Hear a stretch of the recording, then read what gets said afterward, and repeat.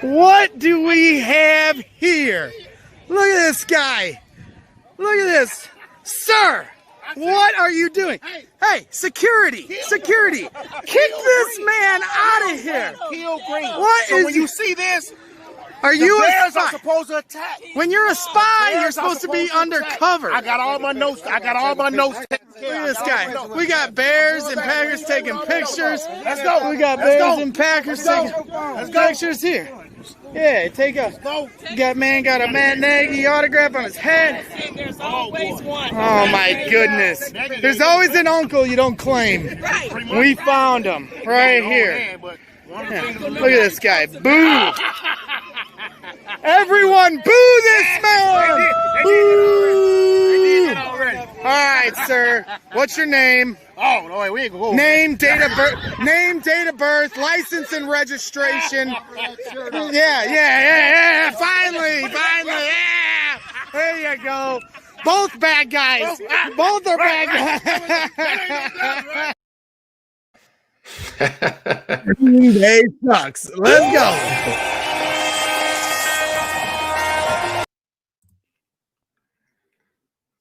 Greg.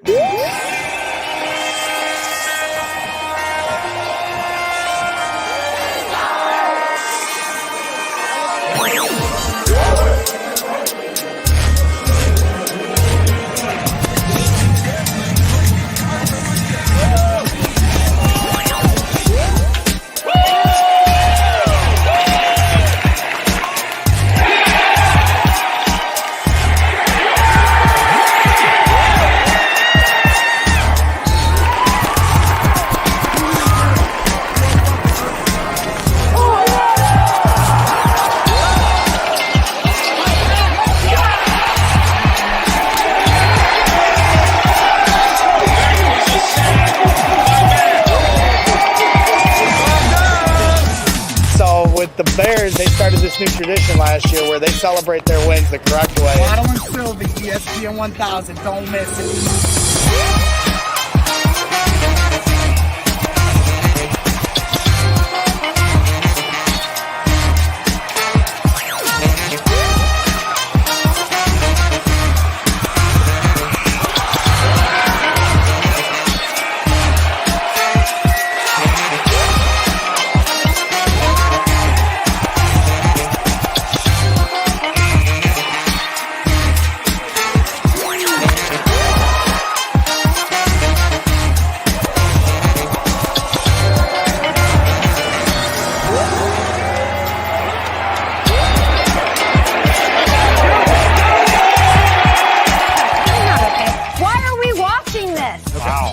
I know what you mean. It's like their own Philly. Okay. Okay, I think what it is. We shouldn't be showing this. Am I crazy?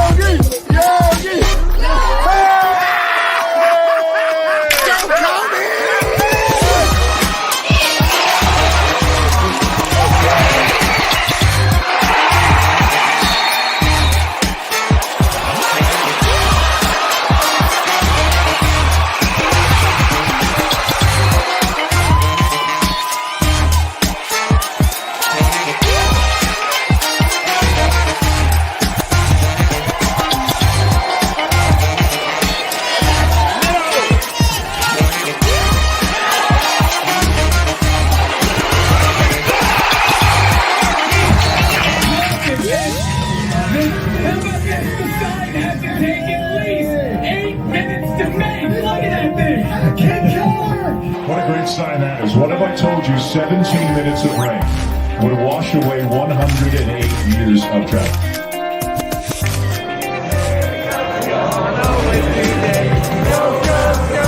Do you see this team growing into the team that you were in 2005?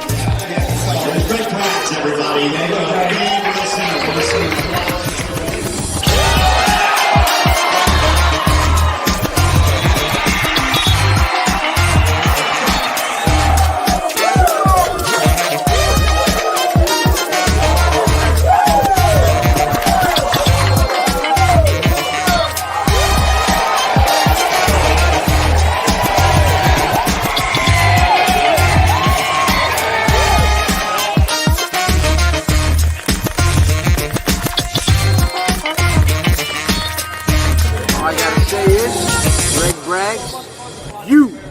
are ridiculous.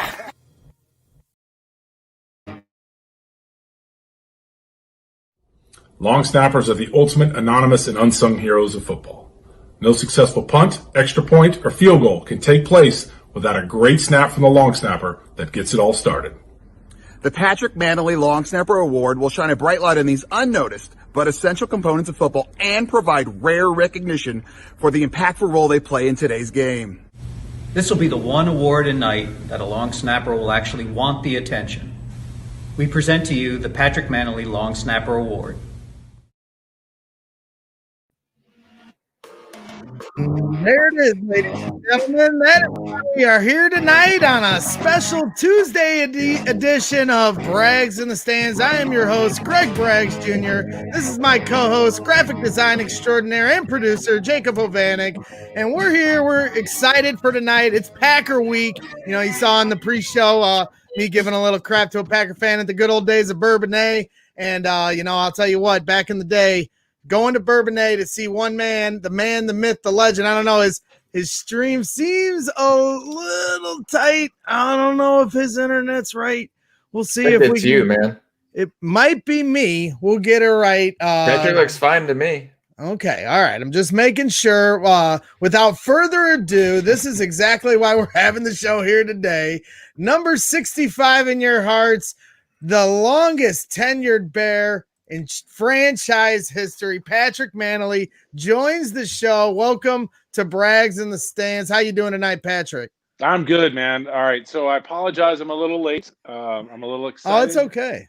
My nephew just won the state championship in Georgia for football. So Marist High School in Atlanta, Georgia, just won the state high school football. I think it's in 4A now. So that's why I'm a second late. So I'm all excited for him. He had a great game, and it's pretty cool to see those kids win that. Yeah. Congratulations, man. I didn't realize, we were trying to line up a date that was perfect for you and Darrin, our next guest we're going to introduce here in a second, and we wanted to make sure everybody was good to go. So I'm glad you were able to experience that. We don't, here at Braggs and Stands, we appreciative of your time, but we don't want you missing any lifetime moments like that for our No, I can't, man. That's my nephew. So a little cheers to my nephew if I have a cold beer, if you don't mind. So back to absolutely. So we're kicking back, relaxing. Absolutely. Yeah, you too. And without further ado, we're going to bring on our buddy, Patrick and my buddy here, Darrin Utynek from Bernie's Book Bank. We've walked 29 miles this year, so we've grown closer than most, especially in a year in a pandemic where, most people don't get to be around. We were actually able to walk all the way through the city of Chicago one day safely, of course. And we got to know each other real well that day and found out you were a Packer fan, but one of my favorite Packer fans. So we had to bring you on tonight, obviously, with your ties to the Patrick Mannelly Award, too. So welcome to the show, Darrin. How we doing tonight? Hey, Braggsy. Good to see you, buddy. I'm doing well. You ain't kidding. When you walk 29 miles, I think it was just over 8 hours, you get to know somebody pretty well, especially in the old pandemic days. So great to be here. Thanks so much. Hey, Patrick, that's awesome news about your nephew. So cheers, buddy. That's great to hear. Yeah, we're all excited, man. It's a tradition. I guess my brother went there. I went there. His three boys went there. Obviously, my daughter didn't go there, living in Chicago, but they have a great football history, and it's a big day for the Mannelly family. So it's an exciting day. Absolutely. So not as exciting to talk to you guys, though. Appreciate it. What was the final score again, Pat? What was the final score? They won by, I think, 18. So they went up 14 early. And the crazy thing about this is a high school team going into the state championship game. We can talk about what we're going into. This is a stat that's amazing to me. They only gave up 2.3 points a game going into this game. Wow. That's insane. And they gave up 14 and still won. Yeah, but that's pretty good. Yeah. That's right, pretty let's good. get back to what we're here for.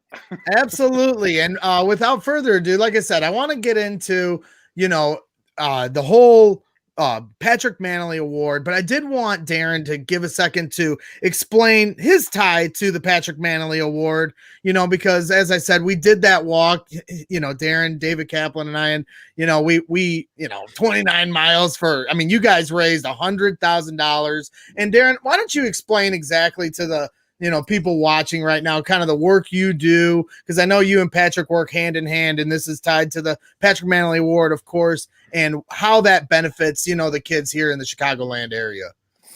Yeah, so Bernie's Book Bank was founded 10 years ago, and we do one thing and one thing only, and that's increase book ownership to underserved children. So prior to the pandemic, we would serve about 3.3 million books to just under 300,000 children. During the pandemic, we are obviously reduced because we're not allowed to have any volunteers since March 11th, but we have done about 2.3 million last year. So there's been a literacy crisis in this country for many, many years, and our goal is to eliminate that. Like I said, we do one thing, and I think we do it very well, and that's increased book ownership, because just like you, Greg, and Patrick, and Jake, I think you guys would all agree that literacy is the foundation for anything you're going to do in life, no matter what it is, even long snapping. You got to be able to read the playbook, and so. But upside down, though. Always upside down, always. That's why you guys are more special. You guys can read both ways. And so, how the Patrick Mannelly Award came about is really what we're all about, and it's how you and I met, Greg, and it's how Patrick and I met. We met on the golf course. He was playing in an outing that we had, and afterwards, we just got talking, and he said he was really excited. They were doing this Patrick Mannelly Award. He's way too humble. He kept calling it this award for long snappers, which I thought was probably the worst name I'd ever heard for a collegiate award. And so we kept talking, and, one thing led to another. And he said, I think this is critical for these athletes because they are true athletes and they're the unsung heroes of collegiate football. And that little term right there, unsung heroes, kind of snapped in my head and our founder's head, Brian Floriani. And we were like, you know what? We're kind of the unsung heroes of literacy. We like to think about ourselves that way. Nobody really knows what we do, but we think we're having a huge impact on these kids in the country. And Patrick said, long snappers, you never hear of them unless they snap one over somebody's head. And then you get to hear, but he's like, the game-winning field goal starts with a great long snap. And so from then on, we just kind of started building a relationship, and we said, we think we could help you take this to the next level. And from there, we started it last year. We had the inaugural Patrick Mannelly Award. We had 3 amazing athletes in. It was pre-COVID, so we could host it. We had almost 200 people at the banquet. And I thought it was great. And we're looking forward to doing this thing for years to come, because it was a great relationship from the beginning with the founders. And our ultimate goal, and Patrick can speak to this a little bit more, is to get not only recognition for these athletes, but then to have this as an award with the Home Depot College Awards ceremony, which recognizes all of the best athletes at their position. And that's our ultimate goal. So, Patrick, I don't know what you want to add to that, but that's my quick overview. No, you summed it up, and it was interesting how we did get together, and you made me look a little bit better there than when you talked about how this was coming about. Like, I'm looking at you like, wait a minute, why aren't we working together? I'm the idiot here, not figuring out how to make us work together. And you guys like, hey, there's a light bulb above your head. Why don't you look up and figure this thing out? Let's work together. And it's a great partnership, and it's going to be a fun run going into the future with the possibilities, like you said, about Home Depot Awards. And it needs to be a national award. I mean, it's a full-time position now. There are scholarships given for this. I think it's almost to 90% of Division I schools give out scholarships for a long snapper. So it is a position.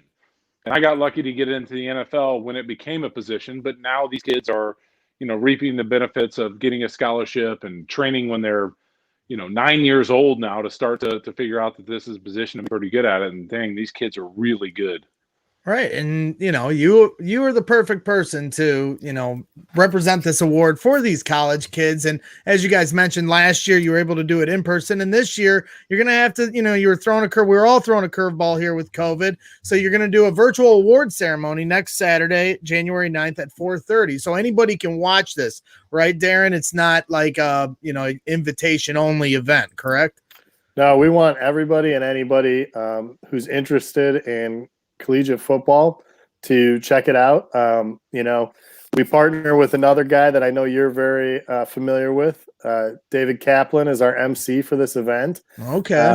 Last year, we had Peanut Tillman and Olin Kreutz up to the facility for the banquet. So the one thing that I really like about it is, obviously the Heisman is, probably the gold standard, but, they throw about $10 million behind their production. And I would put the Patrick Mannelly Award right up against it, because There you go. I think the people that attended last year really had a great time, not only with some, unbelievable former Bears and Cap, interviewing them, but I thought, and Patrick, I'd love to, hear. I thought it was even cooler to listen to the kids, the athletes. Yeah. We had an Iowa State, an Ohio State, and a Notre Dame finalist, and just hearing them and their kind of journey to, becoming a long snapper and what it meant to them to be, around the Michael Jordan of long snapping. It was great. It isn't going to happen all day. The more kids I get to embarrass Patrick, No, but you're right, Darrin. It was cool, and I was curious of how the whole thing was going to go off, how many people were going to attend, how many family members from the 3 finalists were going to be there, how excited they were going to be, and then also, more importantly, the energy in the room. That's unfortunate what's going on now, that we're not going to be able to have that with how it's going to be presented. But when the winner was announced, Darrin, you agree, right? I mean, it was like, whoa! I didn't know that they would go 8. They were going. I'm like, oh, and it was. You can curse. You can curse here on Bragg's. Yeah, well, all right. And you could feel the disappointment in the other 2 guys, but that was what was great, is you knew how much work they put in to get there, how honored they were to be there. And what we've done with you guys at Bernie's Book Bank and putting together with Chris Rubio and Kevin Gold and the selection committee and putting this whole thing together, it blew me away. And I was energized from that now going forward, because you always have question marks, right? For the first time you ever do anything, you don't know where it's going to go or how it's going to be perceived. And I was like, all right, this is on. Let's go. And like you said, Darrin, let's get it on. Let's get it on TV, and let's get it on the Home Depot Awards, and let's have the college landscape recognize what the heck this is and who these guys are. Well, and Greg, if I could just add one more thing. Absolutely. The other thing that really drew me and Bernie's Book Bank to this partnership was something else that Patrick and the other 2 founders said to us was, a lot of these athletes also are committed to their communities and what they do. And so what we did was we took them out Friday before the ceremony, and we went out to the schools that we serve, and they got to interact with the children that we distribute to, and watching them read books and interact with them. To me, it really showed the value of this partnership and what we're trying to accomplish with excellence on the field and excellence within our nonprofit at Bernie's Book Bank. And to me, that's the connection we always look for when most people say, this doesn't make any sense. Why are you partnering with the Long Snapper Award? And then when you get into it a little bit, I think it really comes clear that there's a reason behind this, and it's really significant, because these kids are not just amazing athletes. They're community members, and they were given back, and they're still connected to us now, which I think, to me, is that's the cherry on top. Yep, it's real quick. So that was the cool thing, is they followed up to you after doing that, because it's moving. It's a reward to the kids, but it's also internally rewarding to yourself, and then seeing what you guys are doing at Bernie's Book Bank and tying it all together. But to me, the coolest thing is that the kids reach back to you and wanted to stay connected. That's pretty cool. Absolutely. You're seeing more and more of that with the power of social media. You're seeing all these different influences being able to garner money. I mean, look at what the Barstool people are doing for the relief fund for people working. Yeah. I mean, $9 million in like That's 3 awesome. Weeks. Yeah. Darrin and Cap, they walked for $100,000 in one day. Anybody that's got a bad word to say about Cap is crazy in my eyes. That guy will walk heaven and move heaven and earth for anybody. And that's what you like to see from the young people is to be able to push the envelope when it comes to that, because social media is the power now, and you can get, you know, a real steamroll going if you know you move it to the right people. So, you know, let's get into these finalists for this year. This year you got 3 finalists: Thomas Fletcher, Damon Johnson, and Ryan Langan.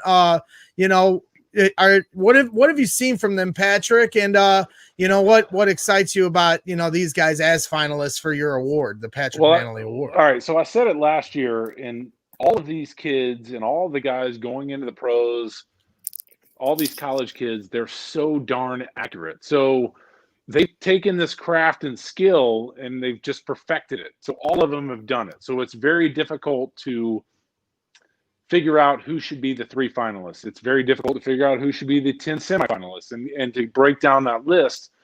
And it's just cool to me to see where this long snapping position has gone from where I started in 1993 at Duke and being in the NFL in 1998 is my rookie year. And, you know, there's a box that you want to hit and balls were going everywhere. Well, these guys hit the box all the time. And I'm like, oh my God, they're super amazing. So now you have to take into evaluation of athletic ability, coverage ability, the want-to, the mentality, all this kind of stuff. And these 3 that we have here have all of that. They're all excellent long snappers. Some are better than others. If you were to take it down to the minute point of like, could he hit this, or could he hit this? Could he hit this? They're all around that, but some are better than others.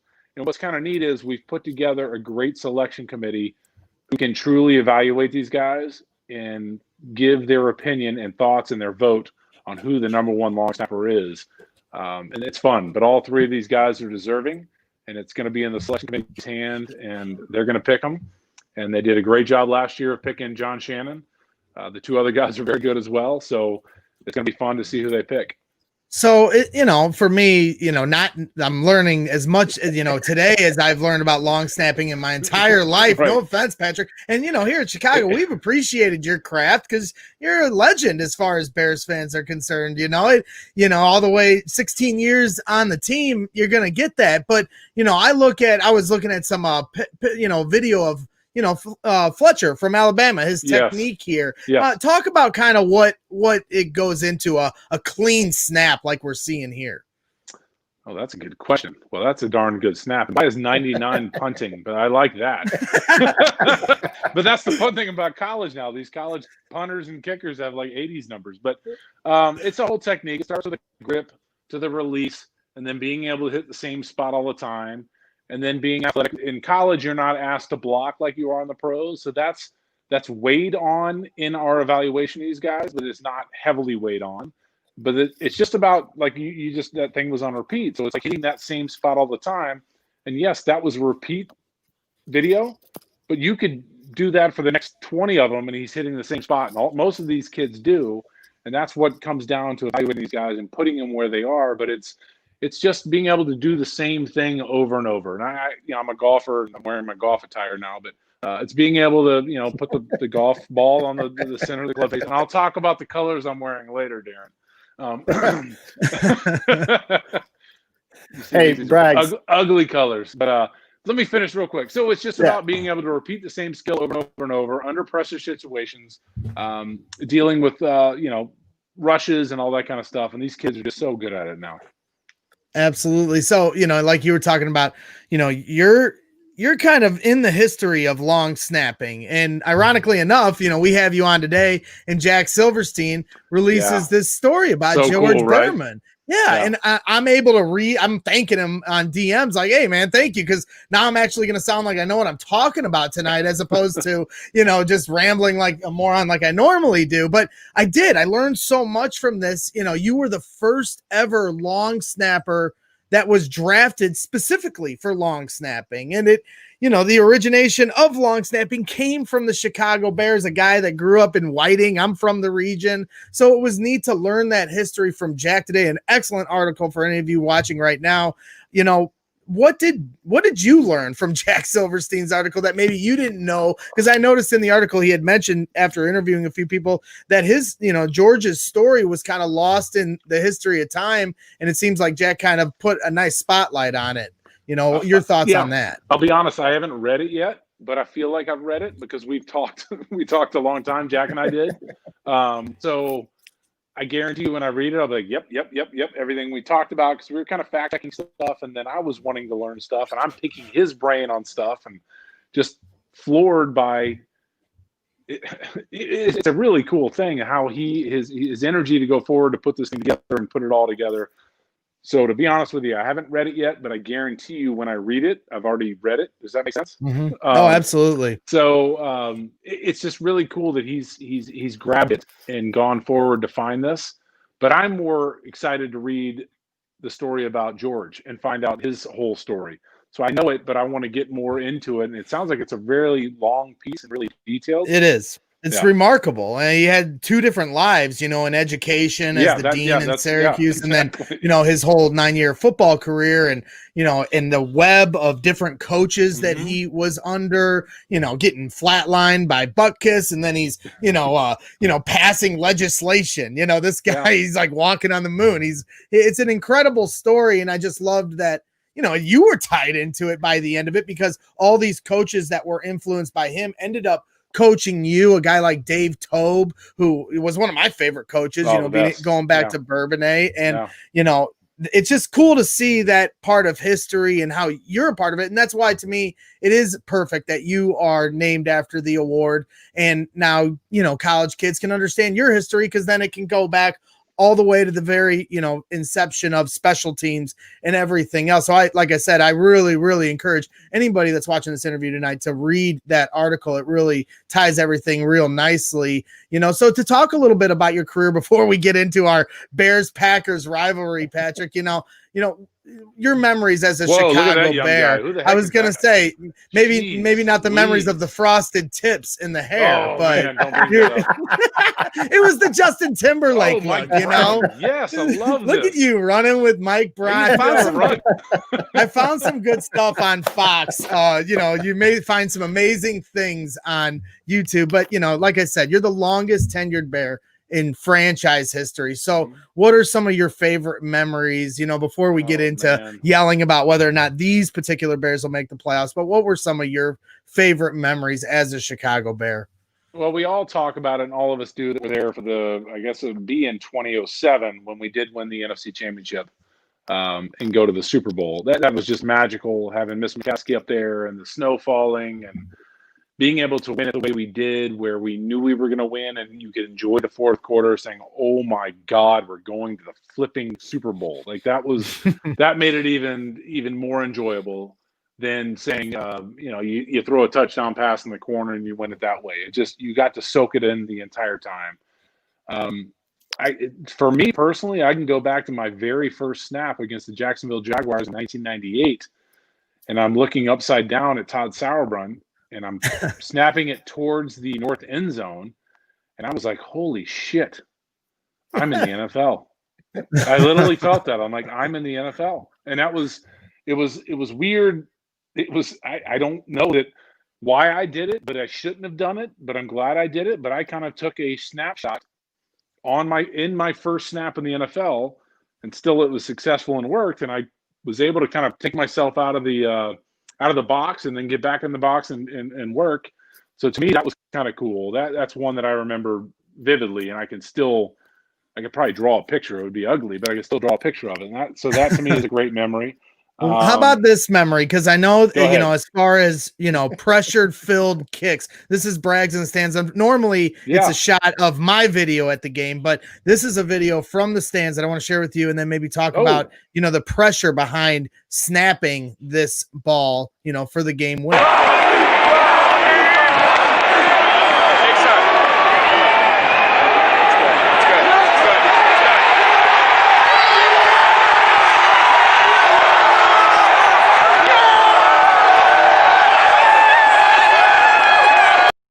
So there it is. That's and all so good. I miss being in the stands and that energy. So but what was that like? So I was pissed off for that quick, because you saw Brad Maynard had to do this. So it was a little high inside, but Brad and I, we'd worked together so long. Here we go. We'll watch it. I'll give you a little commentary here. This is going to be a lot. Yeah. So Brad always liked it a little inside if I was going to miss, because if you're outside, it's tough to put down. So I went a little too high and inside. but I guarantee the laces were perfect. And then Brad made it look good, and then Robbie made it. But I'm just humble brag. But so for a split second, honestly, I was ticked because damn it, I wasn't perfect. But I'm like, we just fucking won the game. Like, get over it, kid. So I was part of all that. I was probably there was a bunch of mosh pits going on, and I was part of that. So that's a cool video you have, and those are good memories, man. That was a special time. We had a good little unit with me and Maynard and Robbie Gold. Well, I had just turned 21, Patrick, and I was telling my mom that my memory of that. Ever? Yeah, my first year. I just turned 21 in November that year. Devin Hester is returning kicks at will, and I had predicted it to all my friends. You know, watching him at you went to Duke, and he housed 2 at Duke once, and that was when I had my eyes on him. Yeah. And then when he came to the Bears, he starts. You know, it's like I'm predicting the future every game. He's housing. I'm telling people like, and then he does it in the Super Bowl. But when you guys won it, I was over the hill drunk. One of my friends will never let me forget. I'm like, we won! I was so excited. I miss it, and I hope we get back to those days. But we are this Sunday. Yeah, exactly. That's what I want to get into because Darrin. I had to bring Darrin on. He's the Packer fan, so we got to make sure we really grind him up here because, he's spoiled rotten as far as I'm concerned. And I'm obviously very nervous about this game. Patrick, where is your mindset? The Bears finally scratched and clawed all the way to this point to get into the playoffs, have one shot to win it, but it's Aaron Rodgers and the Green Bay Packers standing in their way on the lakefront this Sunday. Does Mitch Trubisky and the Bears have any chance of pulling the miracle? I won't answer that one yet, so I'm going to go this way. So we're back into Star Wars.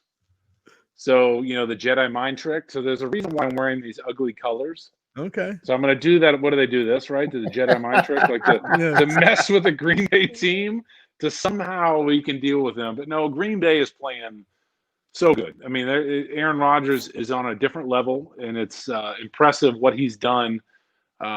And I thought a year and a half ago, maybe, Darrin, do you feel like he was doing this a little bit? You're a little nervous that he was dipping?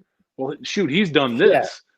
Yeah. Well, I think the thing that I would say to that is anybody who's followed Rodgers' career, he loves having a chip on his shoulder. Mm-hmm. He was pissed off when the Niners overlooked him. He was a California kid. But it goes back even further. He was upset that in college he didn't get recruited. He had to go to a community college. At Cal, they thought he had a goofy motion, so they didn't give him any love. And then, when we got him, when he slips to 22 or 24 or whatever, and we pick him, then he was pissed off with the Favre situation. And look, I think Jordan Love is what you have to thank for this. Honestly, I think them drafting that, the biggest tell with Rodgers is when he comes out in interviews and kind of shows you his goals.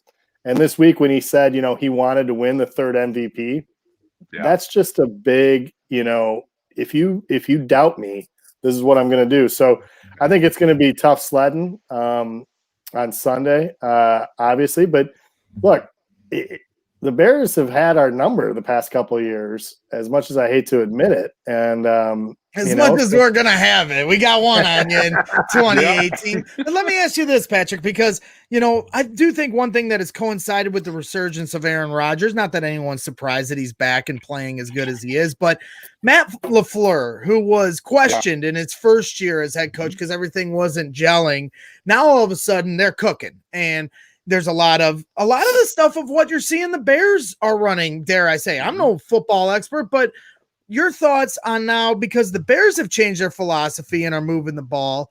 Is that kind of what, Aaron Rodgers seems to have benefited from that kind of coaching help, even though he doesn't need help with all his talent. Now you have Mitch Trubisky on the other side, clearly needed a change in philosophy. What are your thoughts with that? Because there's some people trying to write it off, say, well, they're simplifying it because Mitch is a dum-dum and this is all he can do. But as a Bears fan, I'm sitting there going, oh, they're scoring 30 points a game. I don't care how you do it. Just do it. It's style points don't mean much to me. So where do you stand in this change of philosophy, Bill Lazor and Mitch Trubisky, and the chances that it can be successful this Sunday? Why didn't they do this earlier? You knew it. We've known this. We've seen games where they've gone to game have given the similar game plan and Mitch has executed it well, and they've scored points, and he looks more comfortable, and he's moved the ball. If you put him behind 5 offensive linemen and David Montgomery on the right and left, and he has to read the whole field, it doesn't work. They have force-feeded it to him, and it just doesn't work. And I think what happened was after the bye, when they knew their lives were on the line, or their livelihoods were on the line, or their jobs were on the line, they're like, all right, guys, let's have a cold beer. Let's figure this out. How do we win ball games with the talent we have? Because they have talent. They're not the most talented, but they weren't as bad as they were during that 6-game skid. Right. And I think they got together and they said, all right, let's make sure Mitch is comfortable, because we have to go to Mitch now because Foles is injured. Let's develop an offense where he can work in. And they've done that, and it's showing that that's how he plays. Unfortunately, Mitch still makes some bonehead plays, like last week throwing that interception in the corner of the end zone.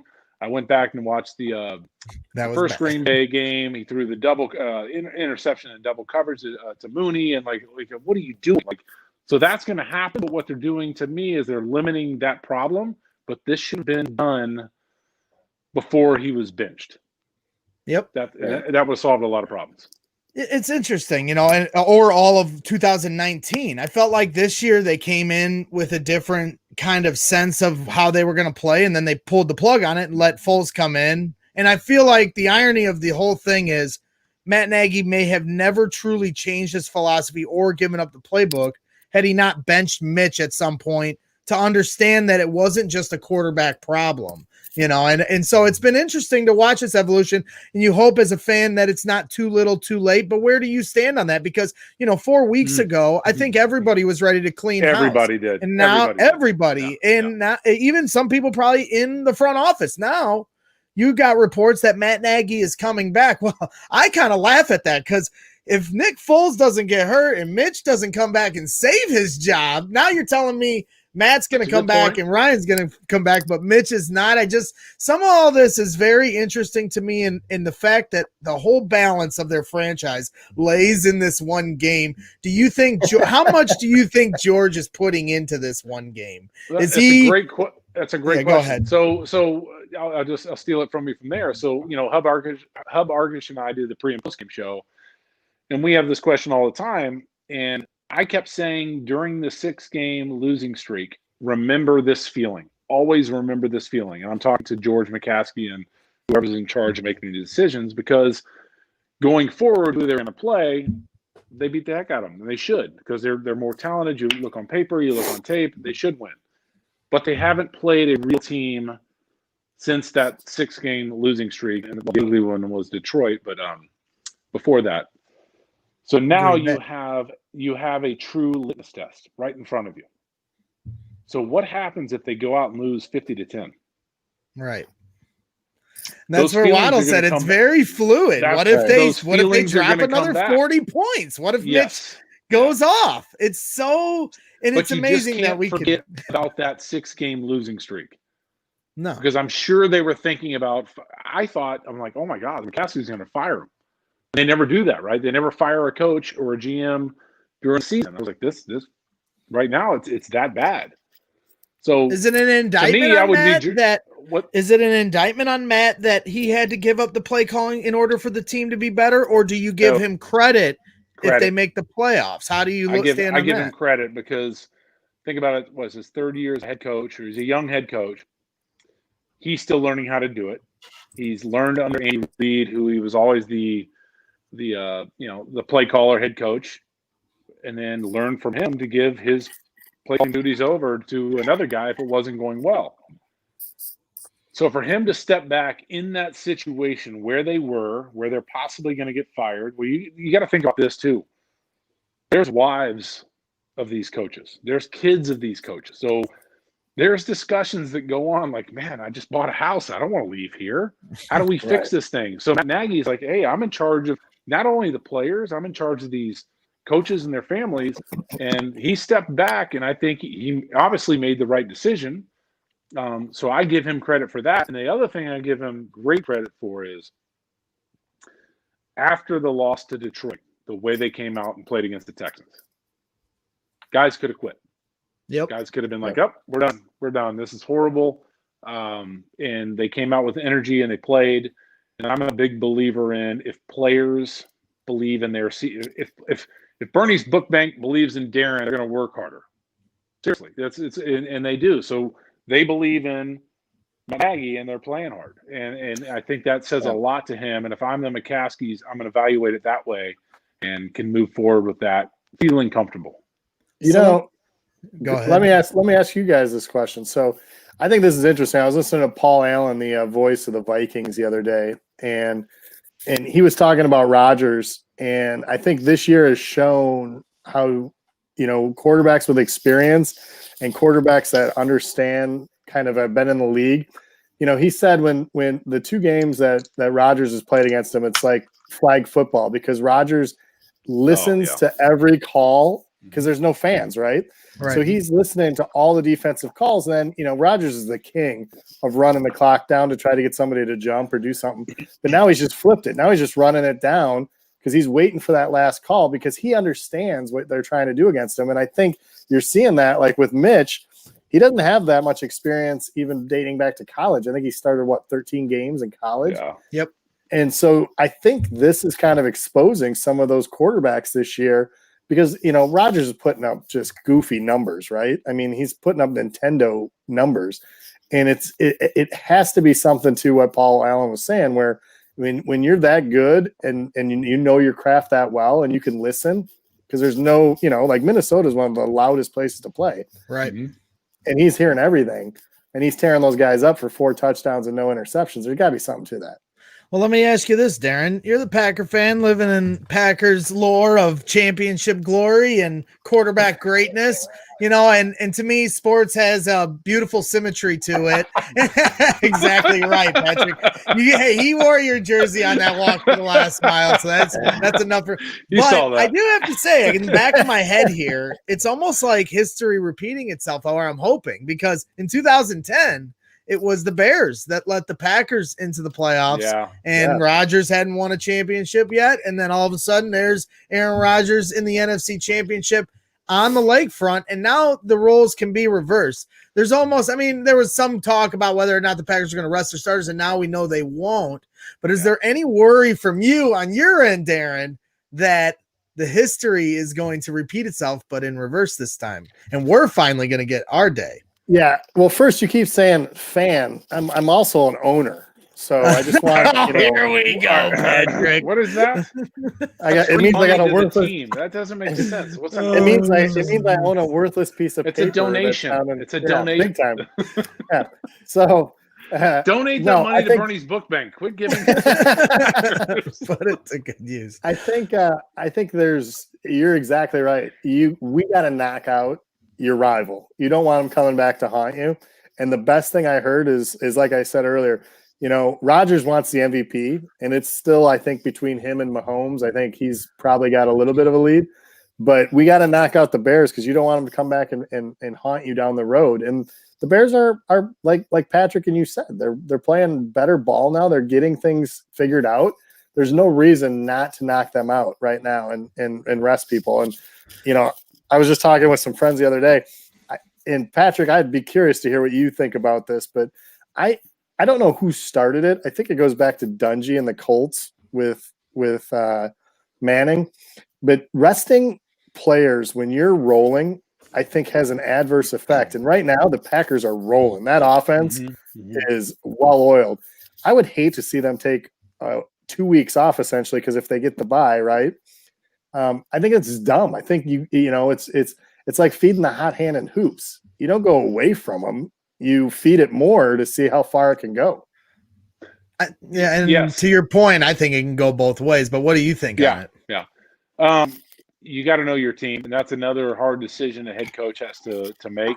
And we talked about this on the post game last week, not knowing whether the Packers were going to have to rest their starters or not. And you just have to know. And I think part of it is, yes, it's a hot hand, but if you have a veteran team that can sit and you understand that they're going to still do everything from that Monday to the following Sunday that's 2 weeks away to be prepared, then it might be advantageous. Now, if you have a young team and you're not sure and you got wild card players, you know what I mean, then you play them, and you're like, no, you have to grind them. You get on them, and like, you got to do the Wednesday preparation, Thursday preparation. Let's play Sunday, and then maybe you pull them. You know what I mean? Like you don't let them know you're going to pull them in the second quarter or in the third quarter or whatever. So it's a hard thing to deal with, but that's why the head coaches get paid a lot of money to figure out their personnel, and that's how they deal with it. Yeah. This Packers offense, if they didn't have to play this week, you look at the roster, you could sit them. I mean, to me, you could sit them. I mean, you have a great O-line that's played together forever, or not forever, but they've played together quite a bit.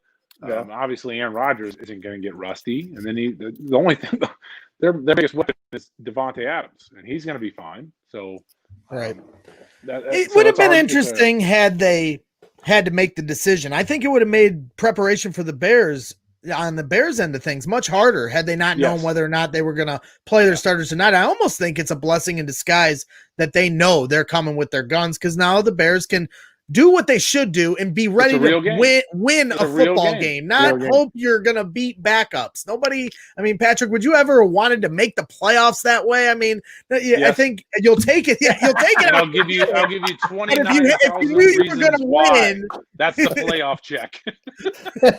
Exactly. So yes, if you knew you were going to win either way, you want to beat them with their guns hanging out, you know? And I think that's what a lot of Bears fans want to see before they start, accepting that we're going to see some of these guys here next year. I do want to bring, Jake back into the conversation. We appreciate all your guys' time, and whenever you guys are ready to roll, feel free, man, because you guys have gone way over than I ever would have anticipated. But I know, Jake and I definitely have some thoughts on the defensive side of the ball. Why don't you go ahead and take it away, Jake? Oh, on the defense. Yeah, I'm sorry. I didn't mean to put you on the spot. You're setting me up for something. I didn't know I was asking. No, I didn't mean to put you on the spot, but I didn't want to leave you out. And, Patrick, I think a lot of people, especially in the chat too, are surprised at the regression of the defense. Now, all of a sudden, it's like we can never get anything figured out. It's like the water and the ship, thinking you plug a hole and water comes shooting out the other. You get the field goal kicker figured out, and then the offense, then you get the offense figured out. Now the defense of water holes shooting out. How does the defense get fixed here this week? Because we don't have any more time. They got to wake up and get home this week to Aaron Rodgers. Do you see any, chance of that happening? Well, it's the front four. That, to me, is the answer. The front four. That's where all the money is on the defense. You got Khalil Mack, Akeem Hicks, Blau Nichols is playing well, and they paid that other guy, Robert Quinn, a lot of money to get to the quarterback. They're not getting it done. Last week, I think I read something. There was 0 pressures from the D-line against the Jacksonville Jaguars. Okay, their O-line is okay, but they're not great. They've given up a lot of sacks. To me, the only way to win is that defensive line has to get to Aaron Rodgers. You can't just pressure him because he's going to spin out and he's going to make a throw and he's going to do his magical stuff that he always does. You've got to get him on the ground. So to me, that defensive line has to produce like they are paid. If they don't, it might be ugly for the Bears. Yeah, because we talk about history repeating itself, and it's either going to be 2010 in reverse, and the Bears are going to get in, the Packers shouldn't have let them, or 2013, when... Oh, no, don't bring that one up. Yeah, I know, and it was... what's irony of that game was we waited so long for Jay Cutler to step up against the Packers, and there it was. He finally was getting them. Brandon Marshall made red zone touchdown. I'll never forget the little pick and roll touchdown they ran. It was it was beautiful. The Alshon Jeffrey, I believe he dropped it, or else the Bears would have won. But it was the moment. Jay finally gets the Packers, and then it was the defense that time. So, I'm dying, man. So many times have we been through this hamster wheel, and I just want to feel like for fate reasons. I have no actual proof the Bears can win, because on paper we're going to get destroyed. Every Bears fan thinks we're going to lose, but that's why I think we have a chance. That's why I think we have a chance. This is when we're at our best. That's why I wear this ugly green and yellow. Hey, they're honoring Gale Sayers for a reason on Sunday, right? This is what you got to get up for. It's these sorts of moments. That's right. And Darrin didn't wear his green today. I felt like he's scared or something. We thought you'd be in full Packer regalia today. Listen, I was going to, and I had my long snapper hat on, and I said, you know what? I'm a guest here. I don't want to overstep my bounds. So I'll put my Bernie's gear on, and we'll call it a day. But, I think it's going to get interesting. And, the one thing, again, with what you guys said is I don't think Hicks played last game against us, and that was huge. But the other thing that happened last week that I think is going to be interesting is Dylan, is our workhorse, and they really haven't run him at all. And last game they did, and that allows a lot of different things to happen on the offense, because then Jones and Williams don't have to take on that load. And so I think that could be a resting factor there. But the Bears defense is not as scary as it once was. I'll say that much. It looked really good early on, but it's I don't know what's the problem on that side of the ball, but you're right, Greg. They got to get something fixed there. Yeah, it's surprising, and I want to keep giving them the benefit of the doubt, but then Mike Glennon was starting to move the ball on them in the first half. They got things figured out in the second half, but the offense, I think, gave them a 10-point cushion before that happened. So, yeah, I'm really nervous about this Sunday. Every time Aaron Rodgers gets out to a 14-point lead, that's pretty much, deuces for the Bears. So if they can keep it a ball game in the first half, and if it's halftime and it's the normal 10-7 game, the longer you keep us in it, the more trouble you're going to be in, Darrin. So, like I said, I don't want to keep you guys too much longer. I want to let you guys get back to your families. Let me ask one thing before we let you guys. Absolutely. Fire away. So, Pat, I got to know, you mentioned Matt Nagy, and you mentioned how the guys rally and fight for him, and there's a lot of value in that, regardless of what happens this Sunday. But what do you do if you're George McCaskey? What do you do with Ryan Pace, given what he's done over the past, 8 seasons or six seasons that he's been here? Yeah. Some misses. I'm going to draft a quarterback every year. He doesn't do it. He takes Mitch. What do you do with a guy like this? He has some hits. He has some misses. What is your impression of Ryan, and do you give him another season? So he's been the one I've been the hardest on. And I said it when they drafted Mitch Trubisky that he took all his chips. He was like, boom, I'm going in. This is my guy, trading up to get him. He better be successful. So 4 weeks ago, I was like, Ryan Pace, you're gone. Right. That's what I thought, just from the other misses he's missed on some free agency, what he's done with the cap and all that kind of stuff. But Mitch has muddied the waters. Nagy has muddied the waters by switching it to this offense where he's above serviceable quarterback in this offense, and we've seen it, how they put up the points they have. Again, it's against lesser opponents, but my answer to that is thank God I'm not George McCaskey, so I don't have to make that decision. So I'm going to back out that way.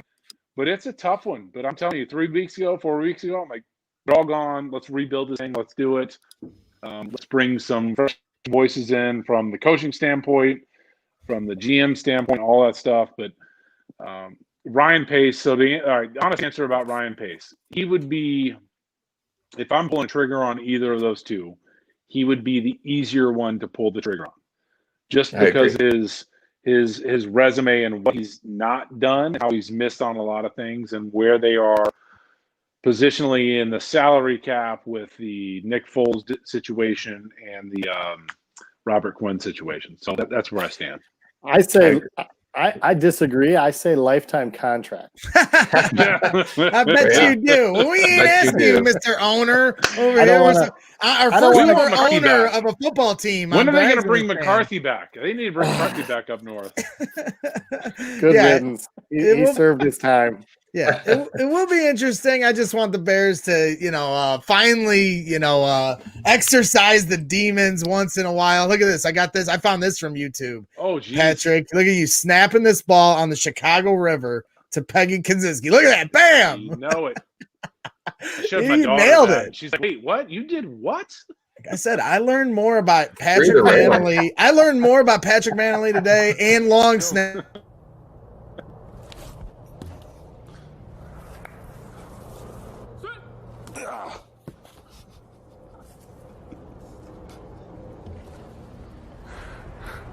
You had to move a little on that one. pretty good stuff there. And then the final thing, because I did some good research on you, the thing I found most interesting was, and I'm a bricklayer, Patrick, so I love building. And I noticed you went out to Honduras to do some work out there. Oh, yeah. And you actually snapped the ball to the president of Honduras while you're doing some, work and building some stuff for people. You're moving around the wheelbarrow. Maybe talk a little bit about your experience. We were talking about giving back to the people. Talk about your experience doing that, because I found that to be a pretty cool thing you did. It's dually behind me as well. That was a cool experience. So we've got involved with the HAV Foundation. It's the Honduras and Galta Valley Education Program. And where we're at right there, where you see the video, it's on school grounds where we've built a school in a very, very, very rural part of the world. And it's brought some prosperity to some of the people there that maybe wouldn't get it. So it's a school that goes from kindergarten it goes to 8th grade. So it sends kids to high school. And it's a very cool building with teachers we bring that live there that have become very influential to that area. So it's making a very, I keep saying the word very because it is. I get a little emotional when I talk about this because it's kind of cool. It's an area there that this doesn't have much. And it's bringing a lot to this area, the Galta Valley, and it's been fun to be a part of that. And then to also be able to snap the ball to the president there, who ends up not being a very good person. He tried hard. We'll leave that out. We'll leave that part. He didn't have to ask. Sorry, leave it in. No, he did. It's a bad thing. So I look back on it now, and it's what he's done to the country is not what he said he was going to do. But that's part of the problem down in some of those areas. I didn't research that part. My no, bad. no, it's all right. No. Well, get it out there because he's just not a good human. But it's been cool. What you did is it's been really cool. cool. No, and we still go. We continue to go, and we grow this high school. And what we do is we sponsor kids. So they are scholarship kids that go in there, and they wear a uniform every day. They have computers. They have a full library. So in this area, there's no computers. And they get a chance to Google like what it is to be a lawyer. There's kids now going to college in the United States from this area that would never have a chance to do that. The kids they get on horseback, ride 45 minutes to an hour horseback to go to this school. They put kids in the back of a Toyota little truck. They'll put 15 kids and slam them in there to get them into the school. So it's been great to be able to open up the world to that part of the Galta Valley in Honduras.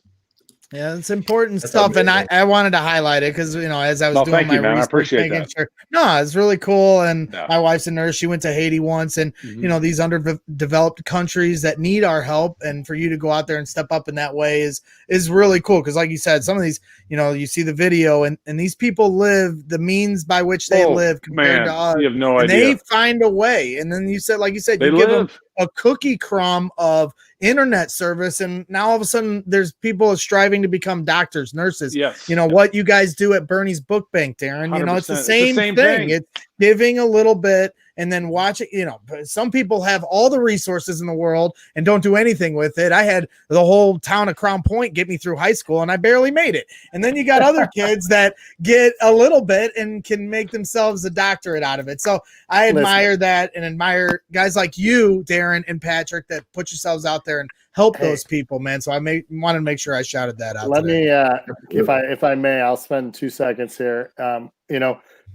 What you just said, Greg, was huge because, and you're a part of this too, but Patrick, the thing that, Patrick, nobody knows about is when he leans in, he really leans in. And that's what, nonprofits and people who look to make a difference in the world do. And I'm glad you highlighted that because that's what he's done with us.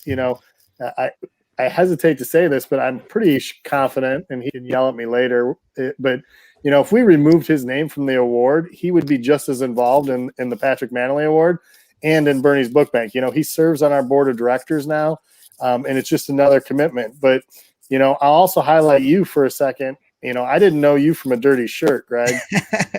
I thought, don't take what you thought. Don't take what you thought when I was hitting you up. We Kaplan and I, through Patrick, again, it's all relationships, right? But, Patrick introduces me to Cap, and Cap and I kind of start talking about stuff, and then they surprise us, and he says, hey, I want to walk 29 miles, and I want to raise money for Bernie's Book Bank.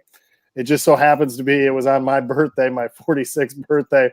And then all of a sudden, this thing takes off and we're going to do it and it's awesome. And I start getting all these messages from this Greg Braggs and he's going to walk with us. And I thought, well, this is interesting. I didn't know we were going to invite anybody. So I reached out to Cap and I said, listen, I don't know if this guy's going to kill you on this walk, if he's your stalker. You tell me what we need to do here, because if we got to, 86 this guy, we'll 86 this guy. And Cap writes back, listen, he's a sweetheart. He's all in. And then again, Greg, you're too modest like Patrick, but what you did in putting those items up and raising some more funds for us, we don't get to 100,000 without your show and without your followers and the little contest you did. That's huge. And that was great. And then honestly, when you showed up in blue jeans, I said something that morning. Kid from the Northwest Indiana region, my man. And Patrick can tell you. I looked at Patrick. I was like, "You better pick his ass up." I go, Patrick, you're not walking. He goes, "I'm supporting, and I'll meet you at the end." I gotta get my hip replaced. Maybe next year I'll do it once I get my hip replaced next month. I told Patrick to be on the ready to pick you up at mile 4. I barely made it, Patrick. When my wife picked me up from where we finished past Winnetka, then she brings me all the way back to the region, and we get out of the car, and I barely could walk in the house. My legs were so stiff. So I might have to get a hip replacement too, but it was all worth it, and it was a lot of fun. And yes, you're lucky, Darrin, because it's a coin flip whether or not I'm either gonna show you the love or kill you. I'm one of those. He is a stalker, but in a good way. In a good way. He still talks Kaplan and all those guys. And I stalked you guys enough. Well. Yes, exactly. He's a hot stalker. It's like exactly. They're hot. And I've been stalking you guys to get here on Braggs in the Stands. So before I get final prediction, Patrick, I got one favor to ask you that we always ask our former Chicago Bears. Jake, if you want to pull up his name bar here, do you mind giving us a little station ID for Braggs in the Stands? And basically all that is you saying, I'm Patrick Mannelly, former, whatever you want to say, and you're listening to Braggs in the Stands, and that's it. I'm Patrick Mannelly. It's been an honor to be. Oh, wait, hold up. I'll give you the countdown. I'll give you the countdown. You ready? So what I want to say, Braggs in the So Stands. all you got to do, because then we can play. Then I can cut it and play it on another show. So all you got to say is, "I'm Patrick Mannelly, former Chicago Bear, blah blah blah," and you're listening to Braggs in the Stands. So you got. We'll count it down in 3, 2, 1. It's been an honor to talk to Greg.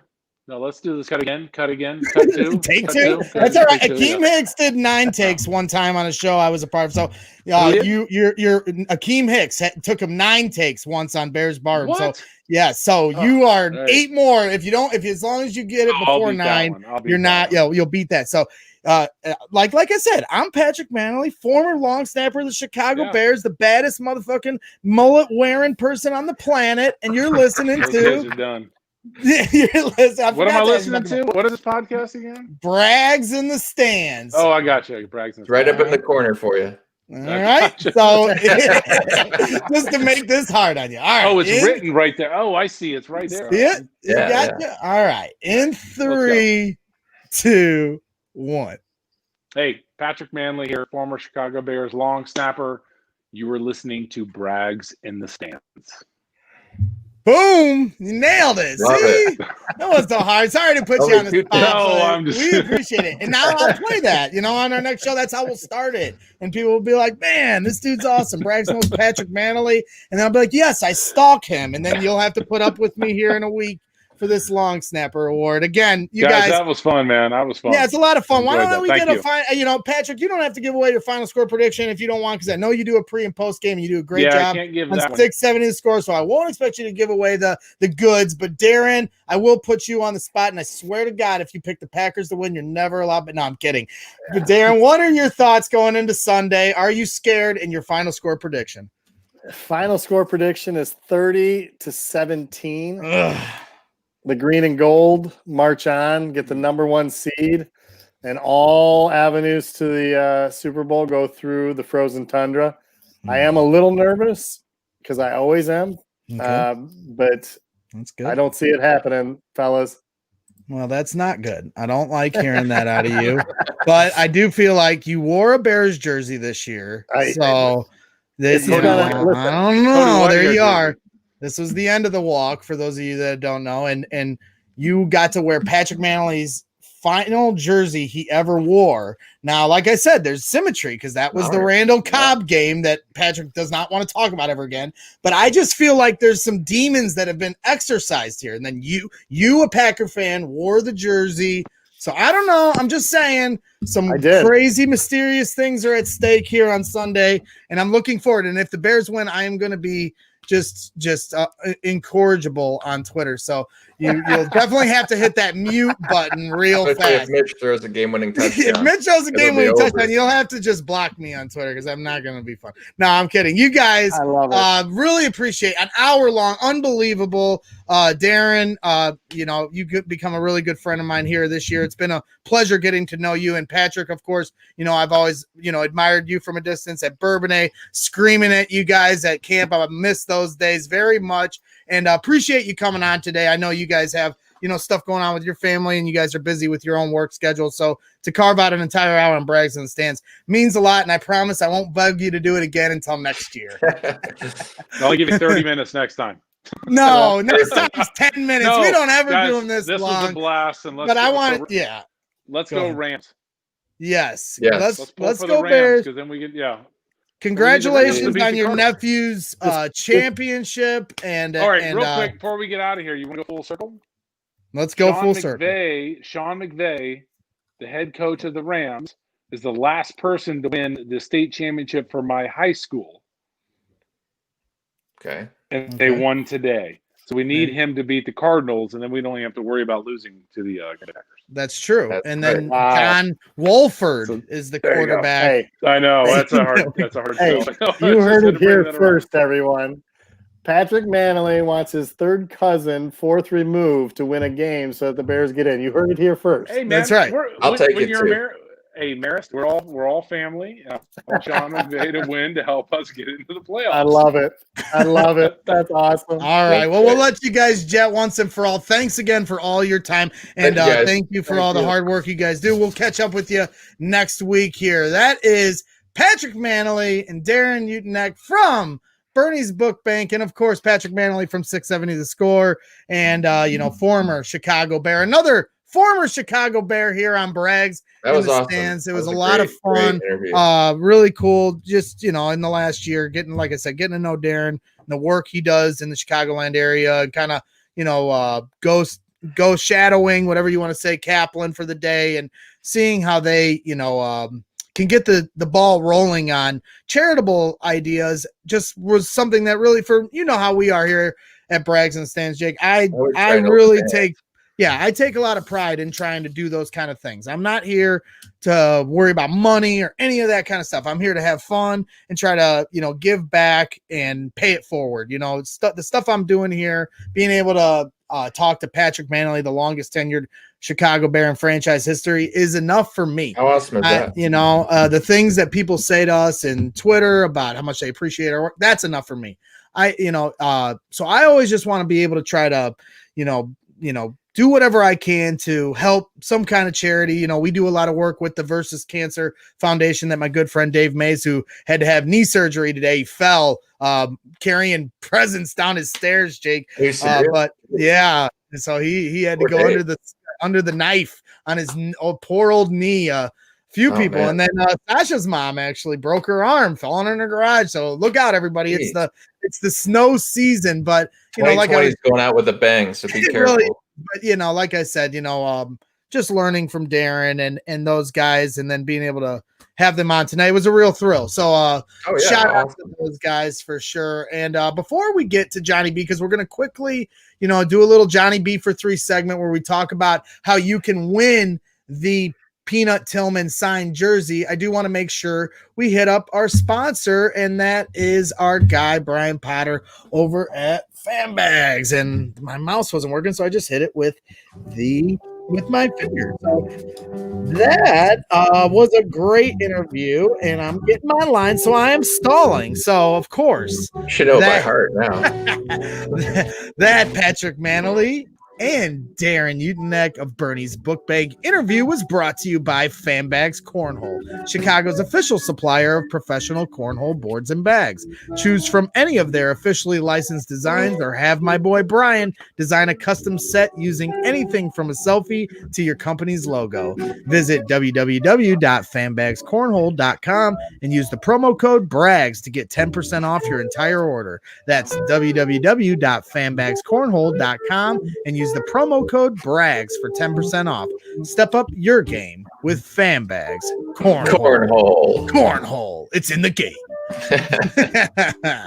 So there we go. And now that, without further ado, that brings our guy Johnny B into the fold for a quick little Johnny B for 3 segment. Want to explain in a little more detail for those of you that don't know, like we were talking about on the previous shows, our guy George Kittle did us a favor last week by beating the Arizona Cardinals, which is now giving the Bears control of their own destiny. And if they win this week, they're in the playoffs. Everybody's asking for more help from, the Rams to beat the Cardinals, but the Bears already got their help as far as I'm concerned. That's right. They control their own destiny. 49ers really had no business beating the Arizona Cardinals last week, but they did. And they did that as a favor to us. George Kittle, a lifelong Chicago Bears fan, did that as a favor to us. I mean, these were his thoughts in the postgame show. I will say this. I did grow up a Bears fan, and the fact that we helped the Bears a little bit just makes me a little happier. So, dub Bears. But thanks, guys. See ya. George. We got Fred here for you guys. Dub Bears. I fucking love the Bears. Love the Bears. I fucking love the Bears. I love that he says that. So, we wanted to give back here. And, here at Brags in the Stands, we are lucky enough to have Johnny B integrate his infamous duck races here onto Brags in the Stands. This is something that he's already world renowned for, and then was gracious enough to, galaxy renowned. Everybody's watching this.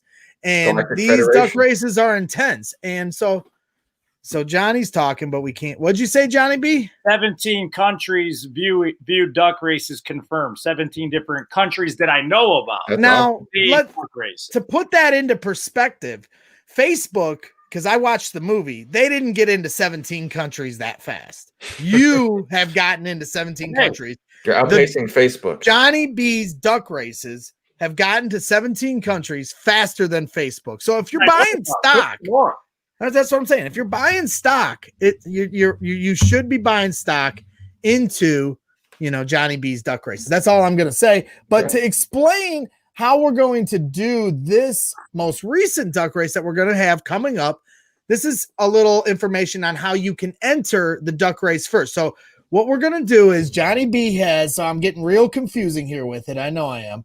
So Johnny B has made now, you have 11 ducks, like you said, right, John? 11 ducks. We got 11 ducks there. So, like I said, we did a giveaway of a Peanut Tillman signed jersey, which I have right here. Right here, signed jersey with the certificate of authenticity. Right here. And I'm going to send that to one of these. So what we're going to do is everybody that screenshotted, everybody that donated to the University of Iowa Stead Family Children's Hospital I'm going to pick from all those screenshots, and 11 of you will become these 11 ducks. Whatever duck is the winner of the race that Johnny B is going to do tomorrow. This race has not been done yet.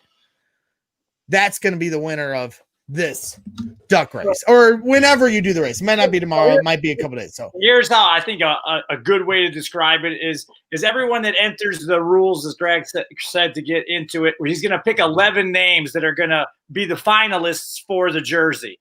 Every one of those 11 finalists is going to get a duck. This one right here is the Peanut Tillman duck. This one right here is the George Kittle duck. We're going to throw him in there as well. These are Bears Legends ducks. Have you watched the other couple races? Right there, you got McMahon, Hester, Peanut Tillman, Sweetness, and Gale Sayers. Those are the first 5, I believe. Oh. Then we got Budkiss. We got Urlacher, Greg's boy Tommy Waddle, the Animal Hampton, and of course the coach right here. You got his little You got his little mustache. You got his aviators and the coach. So all those ducks with the Kittle duck, because obviously, he's in it as well. That makes 11 ducks. Draw the 11 names. Each duck, one of the 11 names is going to be given a numbered duck. Whoever wins the race wins the Peanut Tillman jersey. It's that simple. That's right. Just that simple. Peasy. And to further explain, I've made a video and I posted it on Twitter and I've retweeted it a few times. But for those of you tuning into this show and don't know exactly what we're talking about, this is how you can enter into this to have a chance to be one of these ducks. Hey, what's up, everybody? It's your boy Braggs from Braggs in the Stands, and we've got a special announcement tonight. I asked George Kittle of the San Francisco 49ers to beat the Arizona Cardinals tonight, and then all he had to do was name that charity, and I was going to make sure some money got donated that way. And that's exactly what he did, so that's exactly what I'm doing here. And I've already donated $100 to the University of Iowa Stead Family Children's Hospital, and I want you to do as well. And you know what? I'm going to give you an incentive. Since it's the Christmas season, I'm feeling the giving. George Kittle gave us an absolute gift. So Bears fans, I need you to step up to the plate, and you are going to get this gift. A signed Charles Tillman jersey with a certificate of authenticity, Peanut Punch, the man, the myth, the legend, heading to the Hall of Fame one day, I have no doubts. But George Kittle, one of the best tight ends in football, did us a huge favor, stepped up in the pocket, and now I need you, Bears fans, to do the same as well. So that's all you got to do. Donate a minimum of $5 to the University of Iowa's Stead Family Children's Hospital, and you'll have a chance to win this jersey. I'll send it right to your house, safe and sound, and you'll have a Merry Christmas. We really appreciate it, George, and we're happy to contribute to the charity of your choice, and that's what we're going to do here. We know you love the Bears, and we love that what you did for us today. We appreciate it. Thank you to the 49ers. Thank you, George Kittle. Let's step up, Bears fans. He did for us, and always bear down. Let's go. We're back. So there it is. This is Was great. I doing that a little? Well, yeah, you do this. I think if you have a little bit of nerves, you just punch your hand a bunch of times. Or I play with my beard. Jenny will be texting me during interviews. Stop playing with your beard. Oh, really? I didn't know. I gotta get it shaved here because they're like we were talking about with the upcoming. Yeah, I'm gonna get a haircut and a shave here because the Patrick Mannelly Award's coming up, and it's a virtual award ceremony. As I was telling people, you can still go on Facebook. It's on January 9th. And then you can still tune in, but I'm actually going to be able to attend it, in person. So not official yet, but so I got to get cleaned up for that. In person. Like. Wow. Yeah. So, we're socially distanced and safe, of course, but we are going to, celebrate here these long snappers. So I'm excited for it. So I wanted to make sure everyone understands exactly how they can enter in to win the Peanut Tillman jersey, which I have right here. And I figured that video would better. Easy peasy. And of course, Johnny's going to get in on this with the duck races. And then we are going to race some ducks. So and we're going to play that when? Sunday morning? We will, as long as everything goes right and Johnny can get the right river stream for his duck race. And then I'm going to pick, 11 names from the hat. Mm-hmm. And then we administer each duck. Then yes. The announcement will be Sunday. And if it isn't, then it will be next Friday. But either way, somebody is going to come away with a Peanut Tillman signed jersey as soon as we get all our ducks in a row, as they say. I'm hoping to film tomorrow. So that's the goal. We got some little bit crazy weather here, which could make for a more interesting race for sure. So we should know by tomorrow if that's good to go for Sunday. So This is not going to be any rigged election here, ladies and gentlemen. We are going to do it. Johnny's going to film it. I'm going to pick the 11 names randomly, and then Jake is going to pick the 11 names to the ducks. And that way, none of us know who the duck is who. And then when we play the race, none of us know who the actual winner is. We all have but I won't know who the names are that are with the ducks. And I don't know the people anyway. Exactly right. So this is how we're going to do it this time, because I wanted to integrate the duck races with this giveaway. And then maybe on the back end of the race, Johnny can still post it to Twitter as he always does. And then maybe we'll do an additional giveaway for those that retweet the race when we put it up. So I think that wraps things up for tonight. We went way over than I thought we would. Jake called the hour and a half time mark. So I'm going to make sure we're 10 minutes short of that by starting the shutdown music now. We'll do our usual shout outs on Sunday. I do want to shout out Patrick Mannelly and Darrin Utynek. Patrick Mannelly, of course, former Chicago Bear, pre and post game on 670 The Score.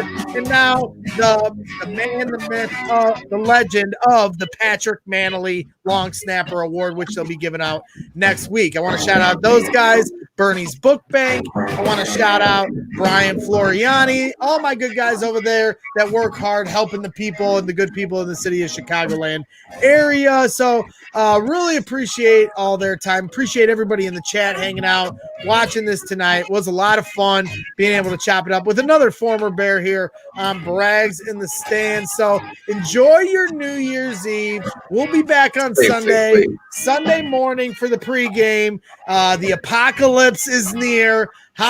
Judgment Day is upon us. Will Mitch Trubisky pull it off? I don't know, but I'm excited to find out. So I want you guys to have a happy new year. I want to thank everybody for tuning in all of 2020. It's been a crazy year, but it's been a lot of fun. Yes. And we're only getting started here at Brags in the Stands. So for Johnny B, for my guy Jake, I'm Greg Braggs, and this is, of course, Brags in the Stands. Don't you forget it. We'll be back on Sunday. It's Packer Week. Green Bay sucks. Bear down, ladies and gentlemen.